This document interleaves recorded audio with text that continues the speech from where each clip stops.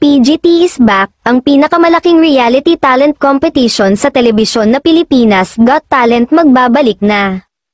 Kumpirmado na muling magbabalik ang Pilipinas Got Talent Season 7 sa Kapamilya Network, na originally ay hosted nina Luis Manzano at Billy Crawford, gayon din ni Tony Gonzaga.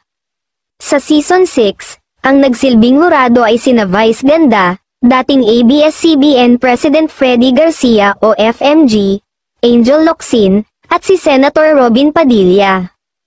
Ayon sa mga kumakalat na chika, ang magiging lineup daw ng mga hurado sa Season 7 ay sina It's Showtime hosts Vice Ganda at Ann Curtis, at si King of Hearts Daniel Padilla.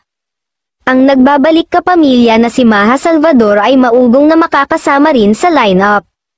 Excited na ang kapamilya fans na muling mapanood ang PGT, at syempre, kakaiba rin ang pagsasama-sama ng bagong lineup ng hurado.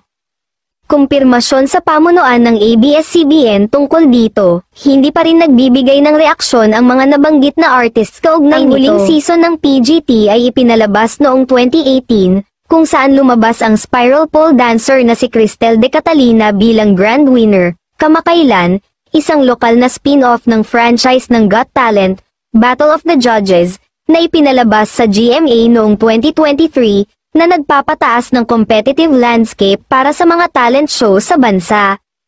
Habang naghahanda ang PGT para sa ikapitong season nito, marami ang sabik na makita kung anong bagong talento ang lalabas at kung sino ang gagabay at huhusga sa kanilang mga performance. Makakakita ba tayo ng mga fresh faces sa panel, o babalik muli ang mga dating stars?